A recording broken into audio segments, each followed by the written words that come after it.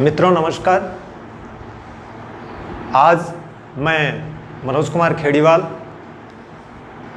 हिंदी व्याकरण का एक ऐसा टॉपिक जो बहुत ही सरल टॉपिक लगता है, संज्ञा, वह टॉपिक लेके आया हूँ जो वास्तव में छोटी से छोटी कक्षाओं से स्टार्ट हो जाता है और बड़ी से बड़े कंपटीशन में काम आता है।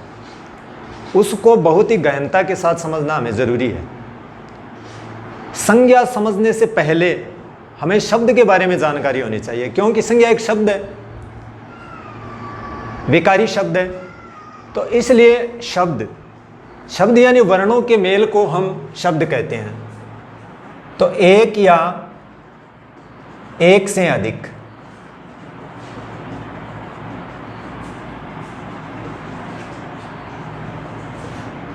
वर्णों के मेल को शब्द कहते हैं।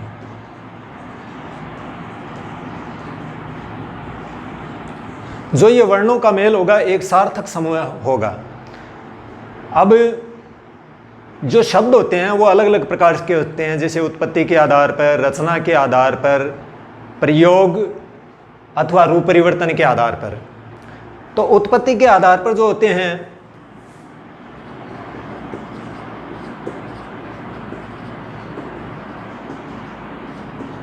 एक तो हो गया उत्पत्ति के आधार पर,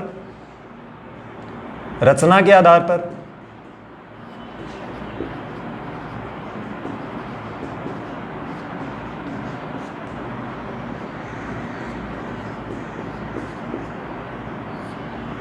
प्रयोग अथवा रूप परिवर्तन।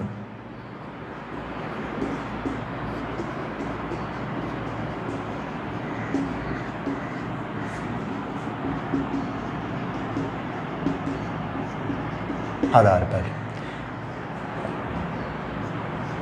तो इस प्रकार से उत्पत्ति के आधार पर अगर हम शब्दों की बात करें तो ये 5 प्रकार के होते हैं। रचना के आधार पर बात करें तो 3 प्रकार के होते हैं और प्रयोग के आधार पर बात करें तो 2 प्रकार के होते हैं।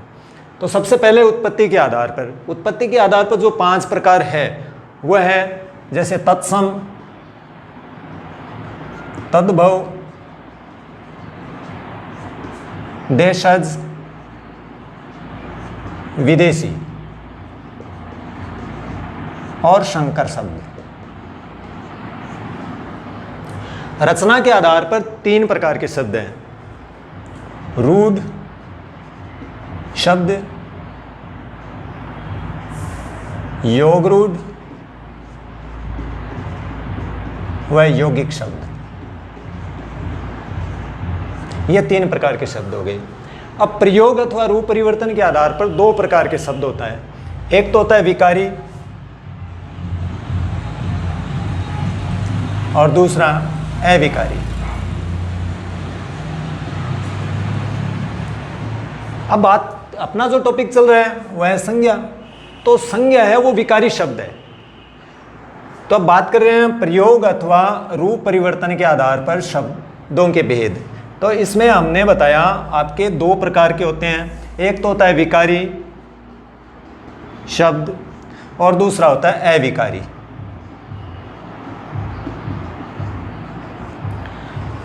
अब नाम से हमें पता चलता है विकारी यानी विकार उत्पन्न होता है। विकार यानी उस शब्द में न किसी प्रकार से परिवर्तन होता है। अविकारी यानी उसमें किसी प्रकार का विकार नहीं होता। अब विकारी जो शब्द है वो भी 4 हैं और अविकारी है वो भी 4 हैं। जैसे विकारी की हम बात करें, संज्ञा, सर्वनाम, क्रिया और विशेषण।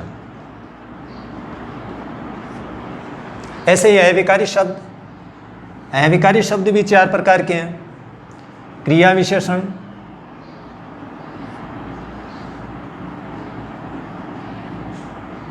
समुच्चय बोधक,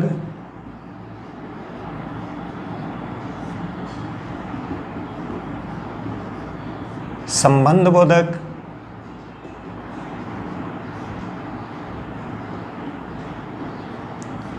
और विस्मयादि बोधक।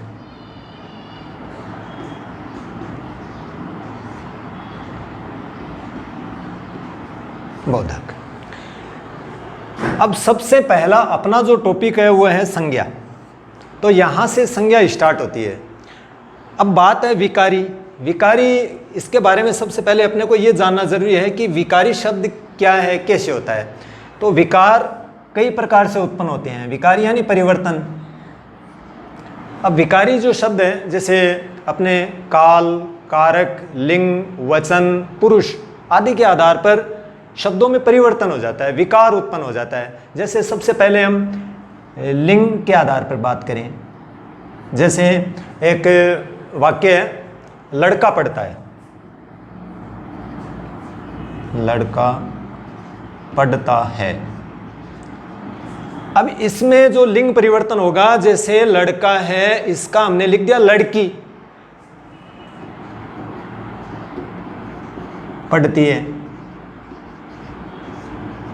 अब यहां था लड़का और यहां लड़की, पुरुष था, यहां स्त्रीलिंग हो गया, तो विकार उत्पन्न हो गया। इसका मतलब जो लड़का शब्द है, यह लड़का शब्द है, वो विकारी शब्द है, अविकारी नहीं है। लिंग के आधार पर परिवर्तन हो सकता है, वचन के आधार पर परिवर्तन हो सकता है। वचन यानी एक वचन या बहुवचन में भी बन सकता है, जैसे लड़का है, लड़की है। अगर हम इसको लिख दें लड़के पढ़ते हैं,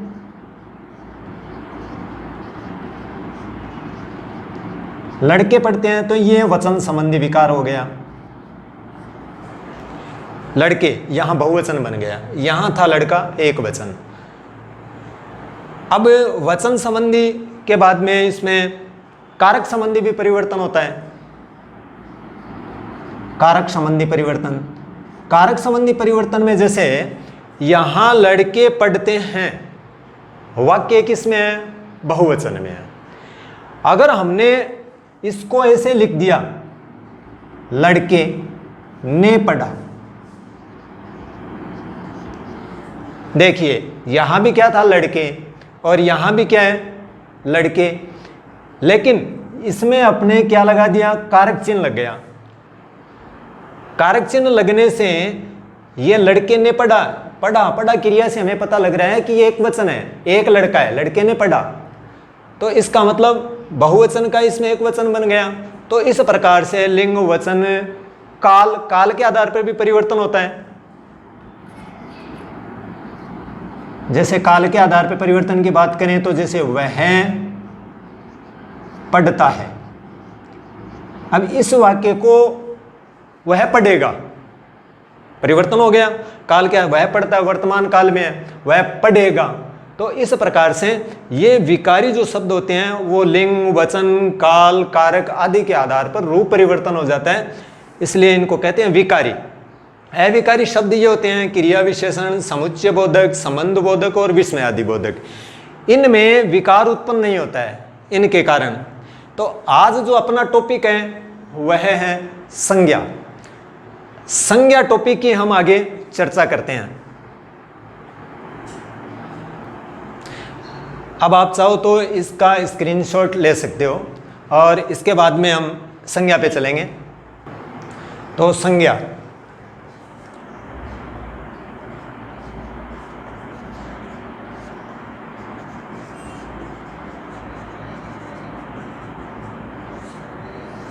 संज्ञा की परिभाषा। संज्ञा, संज्ञा का एक तरह से है समधन्ज्ञा। सम यानी सम्यक, ज्ञा यानी ज्ञान, यानी सम्यक ज्ञान कराने वाला। तो संज्ञा की परिभाषा यानी किसी व्यक्ति, वस्तु, स्थान, भाव, विचार आदि के नाम को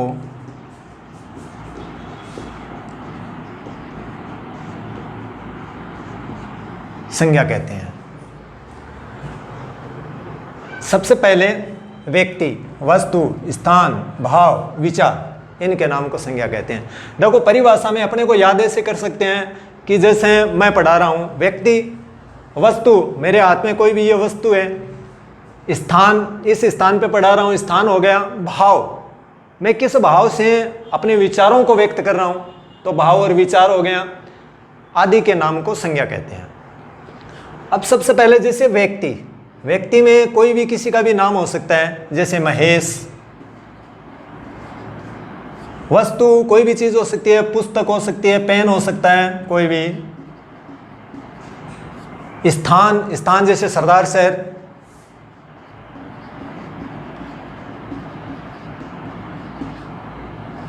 भाव, भाव यानी अच्छाई, ये एक भाव है। विचार, किस विचार से कार्य हो रहा है, ईमानदारी से कार्य हो रहा है। तो इस प्रकार से आदि के नाम को संज्ञा कहते हैं। तो एक प्रकार से जो संज्ञा है वो नाम को ही संज्ञा कहते हैं। अब संज्ञा के भेद की अगर हम बात करें, संज्ञा के भेद,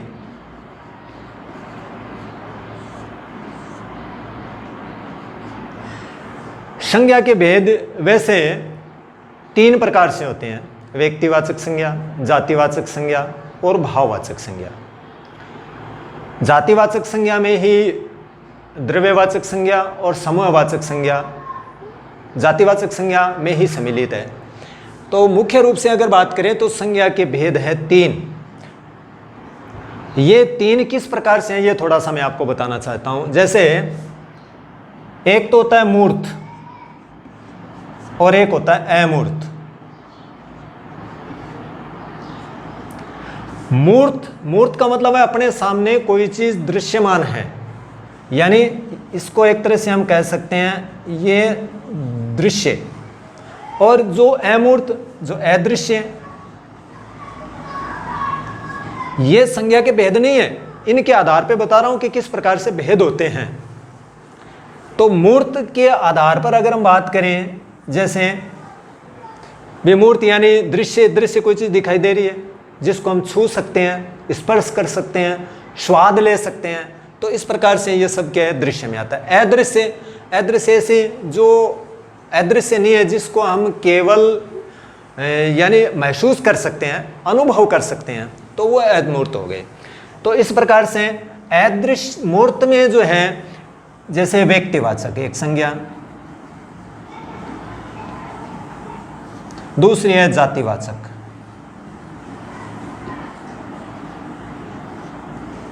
अब अमूर्त की बात करें तो भाववाचक। यह बहुत जरूरी है कि मूर्त और अमूर्त के बारे में थोड़ा सा इसमें कॉन्सेप्ट क्लियर होना जरूरी है।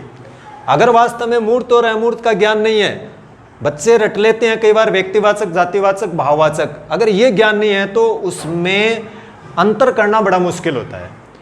तो आपको ये ध्यान देना है, जैसे मूर्त, मूर्त यानी दृश्य जिसको हम छू सकते हैं, स्पर्श कर सकते हैं, स्वाद ले सकते हैं। अब व्यक्तिवाचक की बात करें, जैसे कोई व्यक्ति है महेश, दिनेश, तो वो दृश्य है, दिखाई दे सकता है। कोई भी वस्तु है, पेन है, पेंसिल है, इसी प्रकार से ये व्यक्तिवाचक है। अब जातिवाचक, व्यक्तिवाचक और जातिवाचक, व्यक्तिवाचक का मतलब है कोई एक से संबंधित, यानी एक विशेष से संबंधित, एक विशेष। और जातिवाचक, जातिवाचक यानी अनेक, इसमें अनेक होते हैं, यानी समूह होता है एक तरह से। ये जाति, यहां जाति कोई कास्ट से मतलब नहीं है, जाति का मतलब है वर्ग से संबंधित। यहां हम वर्ग भी लिख सकते हैं, वर्ग, वर्ग जैसे लड़का, कक्षा, ये वर्ग हो गया। तो व्यक्तिवाचक में एक ये ध्यान रखना है कि जो भी इसमें क्रिया होगी वो एक वचन में होगी, और जातिवाचक में होगी एक वचन, बहुवचन दोनों में हो सकती है इसमें। अब भाववाचक की बात करें कि भाववाचक वो होती हैं जो अदृश्य होती हैं, जिसको हम महसूस कर सकते हैं या अनुभव कर सकते हैं। भाई ये दिखाई नहीं देती है, जैसे हमने कहा अच्छाई, ईमानदारी,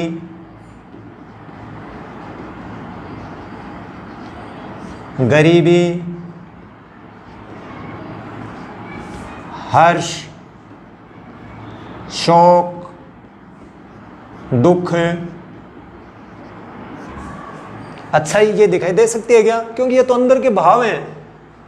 हर्ष, दुख, गरीबी ये दिखाई नहीं देती है। तो इस प्रकार से ये भाववाचक संज्ञा होती है और ये व्यक्तिवाचक और जातिवाचक ये दोनों मूर्त रूप में होती है और जो भाववाचक होती है वो अमूर्त रूप में होती है। तो इस प्रकार से ये 3 प्रकार की संज्ञा होती है।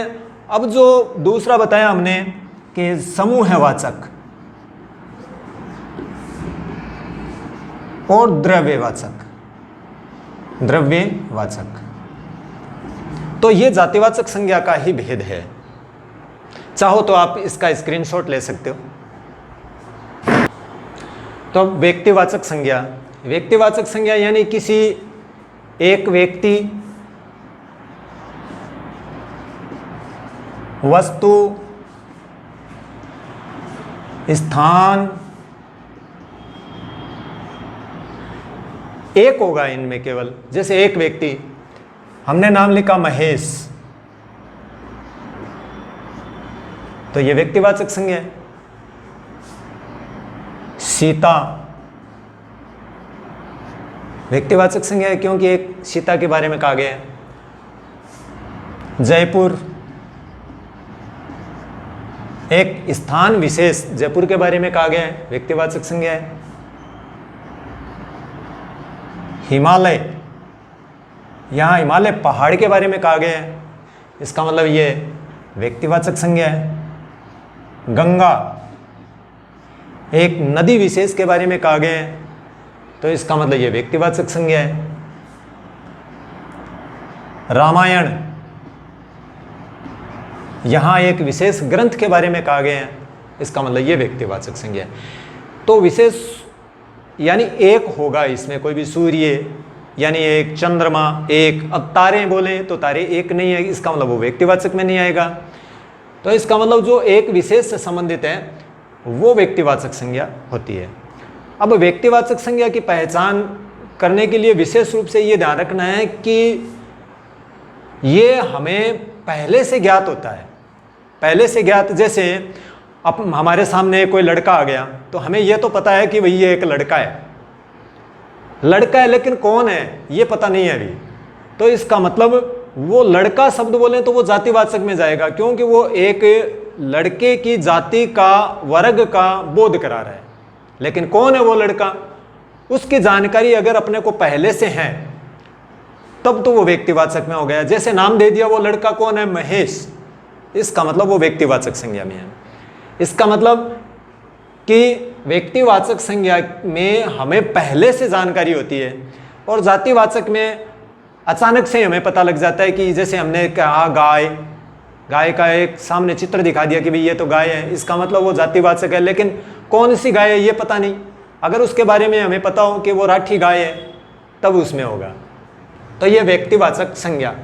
अब अगर हम बात करें जातिवाचक संज्ञा,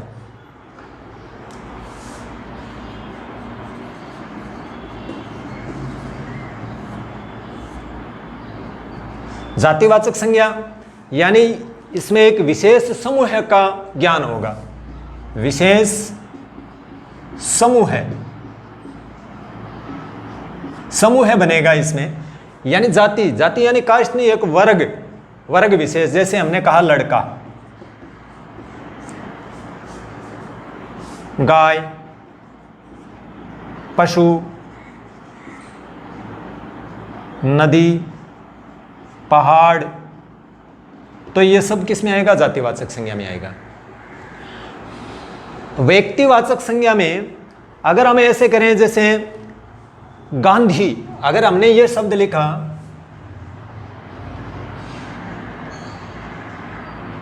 गांधी, तो भाई गांधी है, वो गांधी तो बहुत सारे लोग हैं, कोई भी हो सकता है उसमें। गांधी, राजीव गांधी, इंदिरा गांधी, सोनिया गांधी, राहुल गांधी, कोई भी हो सकता है। लेकिन हमने इसमें वाक्य में लिख दिया कि गांधी जी हमारे राष्ट्रपिता थे।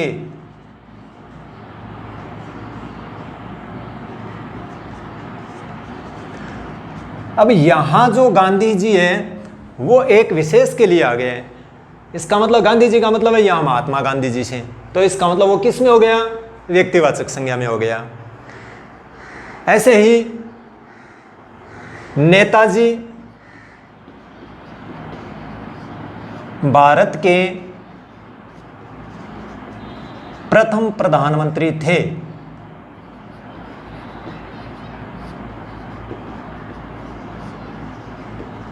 अब नेताजी तो बहुत सारे हैं, लेकिन यहां नेताजी का मतलब है पंडित जवाहरलाल नेहरू जी से, तो यह व्यक्तिवाचक संज्ञा हो गई। इसमें अगर कई बार तुलना की जाती है, जैसे पशुओं में गाय श्रेष्ठ है, पशुओं में गाय श्रेष्ठ है, यहां पूछा जाए कि गाय कौन सी संज्ञा है। अब गाय की बात करें तो गाय तो मैंने तो यहां लिखा है भाई जातिवाचक में, लेकिन अगर तुलना हो रही है और श्रेष्ठ बताया जा रहा है किसी को, तो जो श्रेष्ठ है वो श्रेष्ठ किस में आएगा? व्यक्तिवाचक में आएगा। अब जातिवाचक संज्ञा में भी इसी प्रकार से, अगर किसी की को समान बताया जा रहा है, जैसे महादेवी वर्मा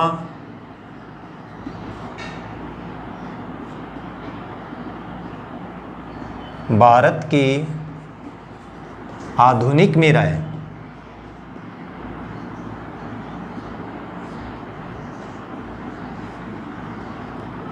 अब यहां अंडरलाइन कर दिया कि मीरा शब्द क्या है भी, व्यक्तिवाचक है या जातिवाचक। अगर मीरा सीधा लिखे तो एक व्यक्ति से संबंधित हो रहा है, तो वहां तो क्या होगा? वहां तो होगा व्यक्तिवाचक में। लेकिन महादेवी वर्मा की तुलना किससे की जा रही है? मीरा से की जा रही है। यहां महादेवी वर्मा को मीरा बताया जा रहा है। जिससे तुलना की जाए उस शब्द को किस में लेंगे हम? जातिवाचक में लेंगे। तो इसका मतलब यहां जो मीरा शब्द है वो जातिवाचक होगा।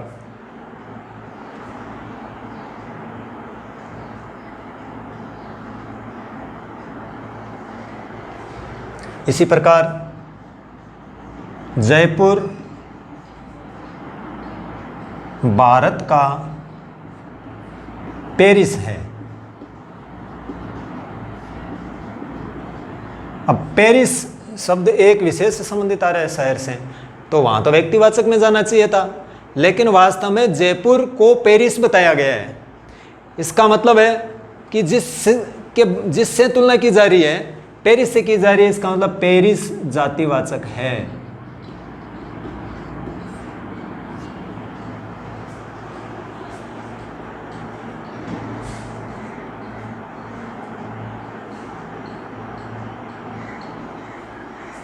इसी प्रकार से जैसे इस देश को जयचंदों ने लूटा है। अगर हम जयचंद की बात करें, सिर्फ जयचंद नाम एक होता है तो वो व्यक्तिवाचक में होता है, लेकिन यहां जयचंदों यानी बहुवचन हो गया, तो बहुवचन में अगर आता है तो वो जातिवाचक में होता है। और वास्तव में इस देश में जयचंदों ने लूटा है। जयचंद जो गुण था जिस जयचंद में, जो उसमें बुराइयां थी, जो अवगुण थे, उनके आधार पे बताया जा रहा है। यहाँ अवगुणों के बारे में चर्चा की जा रही है, तो जयचंद तो वही था, अब उसके गुणों के आधार पे बता दिया नाम जयचंदों ने लूटा। तो इस प्रकार इसमें भी क्या होगा? जातिवाचक संज्ञा होगी। अब तीसरा अपना टॉपिक पॉइंट है भाववाचक संज्ञा। भाववाचक संज्ञा, भाववाचक संज्ञा दो प्रकार से होती है। एक तो होती है मूल भाववाचक संज्ञा, एक यौगिक भाववाचक संज्ञा। मूल भाववाचक जो संज्ञा होती है, यानी जिसके टुकड़े नहीं कर सकते, वो भाववाचक संज्ञा, जैसे हर्ष, दुख, शोक, मोह, घृणा। यौगिक भाववाचक संज्ञा वो होती है जो किसी के योग से बनी है। ये अलग अलग प्रकार से बनती है, जैसे जातिवाचक संज्ञा से बनती है, जातिवाचक संज्ञा से, सर्वनाम से,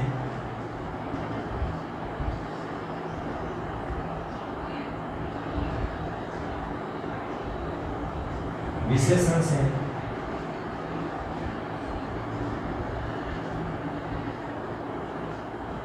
क्रिया से और अव्यय शब्द से, अव्यय से। जातिवाचक संज्ञा से जो भाववाचक संज्ञा बनती है वो, जैसे हमने शब्द लिया लड़का, तो लड़का शब्द क्या है? जातिवाचक है। लड़का से हमने बना दिया लड़कपन,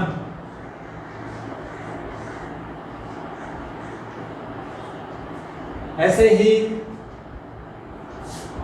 लड़का, लड़कपन, तरुण,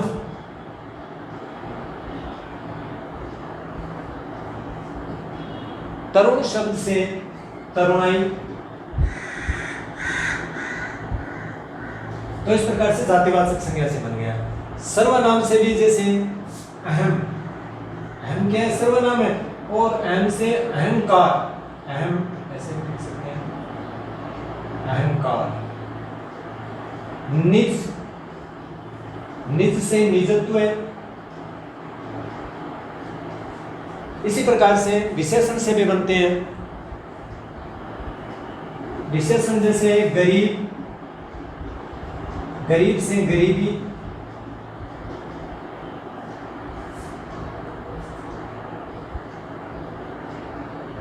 परिष्कार, परिष्कार से परिष्कृत, ऐसे ही क्रिया, क्रिया जैसे जीतना,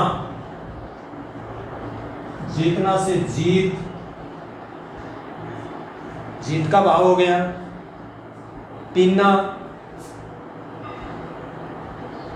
पीना से पान।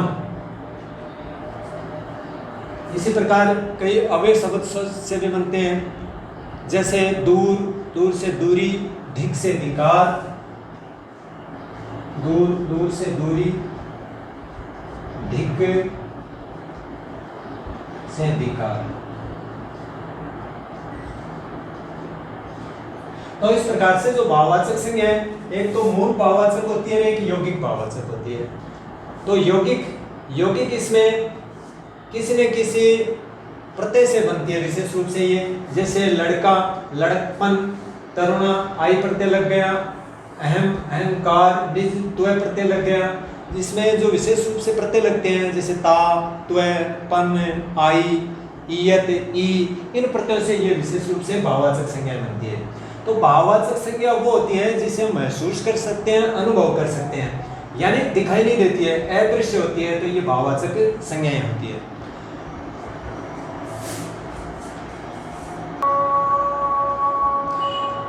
तो भाववाचक संज्ञा हो गई। जातिवाचक संज्ञा से सर्वनाम से, विशेषण से, क्रिया से, अव्यय से, इन शब्दों से बनती है। मूल भाववाचक संज्ञा भी होती है, ये यौगिक भाववाचक संज्ञा होगी। इस प्रकार से हमने तीनों संज्ञाओं के बारे में चर्चा की, व्यक्तिवाचक, जातिवाचक और भाववाचक। अब इसमें एक थोड़ा सा हम जातिवाचक संज्ञा की भी चर्चा करते हैं। जातिवाचक संज्ञा में हमने दो भेद बताया था, एक तो समूहवाचक संज्ञा और एक द्रव्यवाचक संज्ञा। समूहवाचक संज्ञा जैसे भीड़, भीड़ शब्द आ गया तो एक समूह है, ये बहुत सारे लोगों की भीड़ हो गई। कक्षा, तो कक्षा ये भी क्या है, एक समूह का बोध हो रहे हैं, तो समूहवाचक हो गई। सेना, जनता, तो इस प्रकार से ये समूहवाचक में आते हैं। द्रव्यवाचक में, द्रव्यवाचक, द्रव्यवाचक में जैसे पानी, लकड़ी, सोना, तांबा, तेल,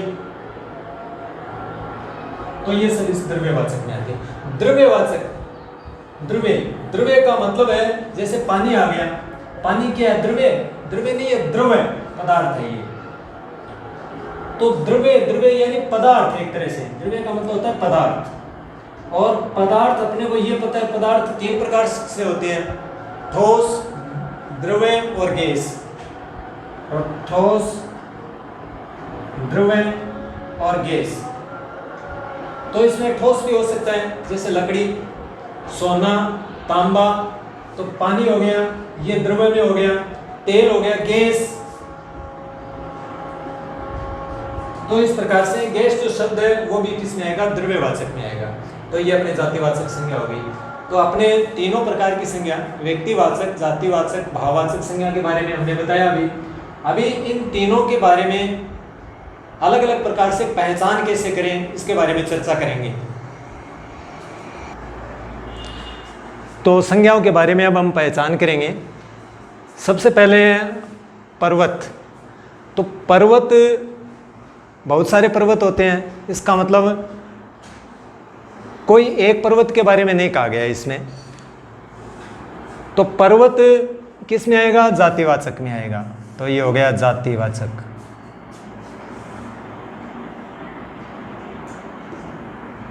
गंगा, गंगा जातिवाचक नहीं है, नाम है। गंगा नाम है, व्यक्तिवाचक होगा। अगर गंगा एक नदी है, यहाँ हमें पता लग रहा है कि भी एक तो होता है कोई भी नदी दिखाई हमने तो हम डायरेक्ट कह देंगे हाँ भाई ये नदी है। लेकिन वास्तव में मैंने आपको ये कहा था कि व्यक्तिवाचक संज्ञा में पहले से जानकारी होती है। जैसे गंगा नदी आपकी देखी हुई है और वापस जाओगे, आप बस में जा रहे हो तो आप कह दोगे किसी को भाई ये गंगा नदी है। और अगर आपकी गंगा नदी के बारे में जानकारी नहीं है तो आप कहोगे भाई ये नदी है। तो इस प्रकार से पहले से जानकारी होती है और एक विशेष के बारे में होता है। तो गंगा नदी ये किस में आएगा, व्यक्तिवाचक में। ये व्यक्तिवाचक हो गया। और नदी, नदी किस में आएगा, जातिवाचक में। हिमालय किस में आएगा, हिमालय जातिवाचक में नहीं होगा। हिमालय जातिवाचक में इसलिए नहीं होगा क्योंकि अब आपको ये कहे पर्वत, अब पर्वत का ही इसमें अलग नाम दे दिया विशेष रूप से, हिमालय पर्वत। हिमालय एक ही है, कोई ये नहीं है कि बहुत सारे हिमालय है कि ये हिमालय वो हिमालय। तो ये हिमालय किस में होगा, व्यक्तिवाचक में होगा। फूल, फूल बहुत सारे हैं, फूल गुलाब के हैं, कमल के हैं, तो बहुत सारे किस में होगा, जातिवाचक में।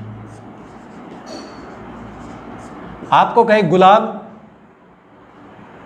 तो ये किस में होगा, ये भी जातिवाचक में होगा। अब आप कहोगे कि भाई इसमें तो नाम दे दिया, गुलाब एक विशेष से संबंधित। अरे भाई फूल एक जाति है, एक वर्ग का बोध करा रही है, ये तो जाति है और ये उपजाति है उसकी। गुलाब है वो उपजाति है, ये भी एक गुलाब की जाति का बोध करवा रही है। गुलाब की जाति यानी बहुत सारे गुलाब हो गए, तो ये भी जातिवाचक में आ गया। ये फूल जातिवाचक में, तो कमल भी किस में आएगा, जातिवाचक में। सुंदरता क्या ये दिखाई देती है, नहीं दिखाई देती है। मैंने ये कहा था जो मूर्त और अमूर्त के बारे में, यानी जो दृश्यमान नहीं है, जिसे महसूस कर सकते हैं, वो किस में आएगा, भाववाचक में। सौंदर्य, भाववाचक।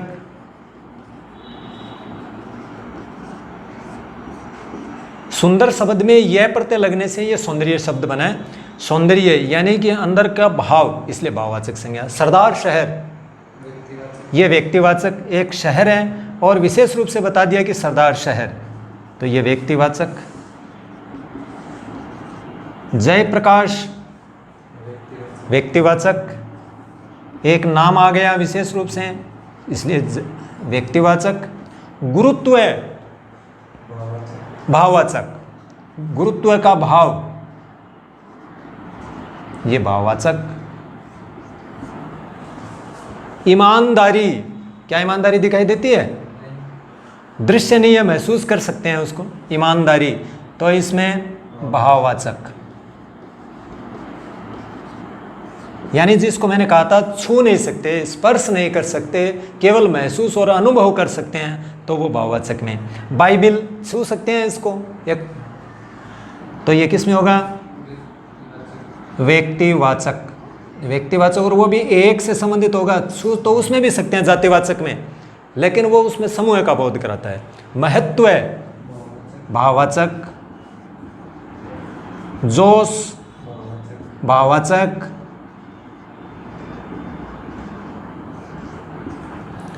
पंडित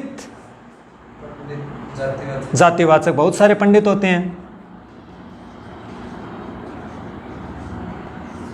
जातिवाचक, अब आपको कह दे पंडित जवाहरलाल नेहरू, तब वो किस में होगा? वो व्यक्तिवाचक में हो जाएगा। धैर्य भाववाचक, ललाई भाववाचक, ललाई शब्द है वो लाल शब्द से बना है। लाल है विशेषण, विशेषण से बना है। मैंने ये बताया था कि भाववाचक संज्ञा जातिवाचक संज्ञा से बनती है, सर्वनाम से बनती है, विशेषण से, अव्यय शब्दों से बनती है। तो इसमें लाल शब्द विशेषण है, लाल से ललाई बना है, तो ये भाववाचक संज्ञा। महात्म्य भाववाचक संज्ञा। तो इस प्रकार से आज हमने संज्ञा टॉपिक को समझाया। आपने बहुत अच्छे तरीके से समझा होगा, मैं आशा करता हूँ। अगला जो टॉपिक होगा वो अपना होगा सर्वनाम। तब तक के इंतज़ार में धन्यवाद।